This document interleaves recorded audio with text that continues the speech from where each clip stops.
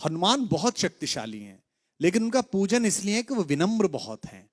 जब लक्ष्मण को मूर्छा आई और भगवान ने सोचा कि मेरा ये सबसे बड़ा संकट कौन हर सकता है, देखो भगवान सबके संकट हरते हैं, भगवान के जीवन पे संकट आया तो उन्होंने किसको पुकारा? उन्होंने हनुमान से कहा कि तुम जाओ और संजीवनी लेके आओ। तो जब आकाश में हनुमान चले तो सूरज निकला हुआ था। आकाश में तो सूरज होता ही है, दिन कभी डूबता नहीं है। हमारी माँ पृथ्वी हमें गोदी में लेकर हमारे पिता सूरज की ओर से पीठ कर लेती है। माँ को दोष दे नहीं सकते तो पिता को दोष देते हैं कि दिन डूब गया है। दिन कभी डूबता नहीं है, दिन तो निकला रहता है। सूर्य कभी अस्त नहीं होता। कैलाश भैया ने गाया, क्या बात है, क्या बात, क्या कभी अंबर में। तो बेटा सूरज कभी डूबता नहीं है।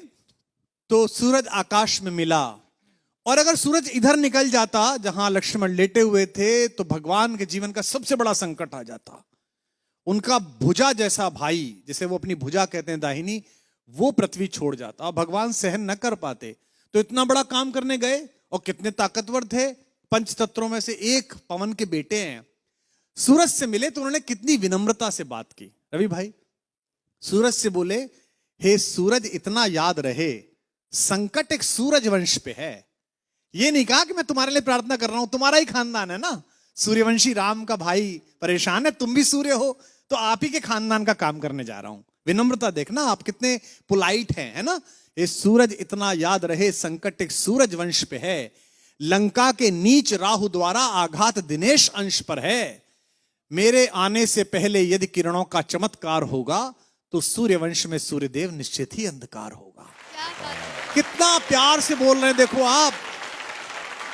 इसलिए छिपे रहना भगवान, जिसने राम के अलावा किसी को भगवान नहीं माना वो हनुमान सूर्य से कह रहे हैं, इसलिए छिपे रहना भगवान, जब तक न जड़ी पहुंचा दूं मैं, बस तभी प्रकट होना भगवान, जब संकट निशा मिटा दूं मैं। आशा है स्वल्प प्रार्थना, ये जरा सी प्रार्थना सच्चे जी से स्वीकारोगे, आतुर की अर्थ अवस्था को होकर करुणार्थ निहारोगे।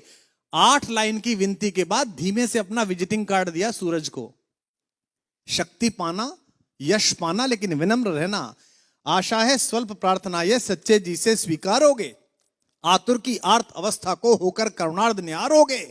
अन्यथा क्षमा करना दिनकर, अंजनी तने से पाला है, बचपन से जान रहे हो तुम हनुमत कितना मतवाला है। क्या बात है। अन्यथा क्षमा करना दिनकर, अंजनी तने से पाला है, बचपन से जान रहे हो तुम हनुमत कितना मतवाला है। और धमकी भी कैसी दी।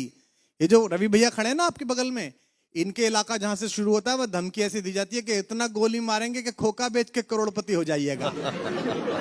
लेकिन हनुमान जी ने कैसी धमकी दी, कितनी विनम्रता से। ऐसा कोई नहीं बोलता, ऐसे बनना सब। आशा है स्वल्प, अन्यथा क्षमा करना दिनकर, अंजनी तने से पाला है, बचपन से जान रहे हो तुम हनुमत कितना मतवाला है।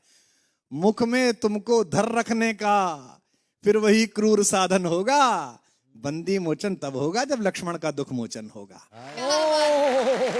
स्वर में स्वर भारत, शनिवार और रविवार सुबह 10 बजे ZTV और ZEE5 पर।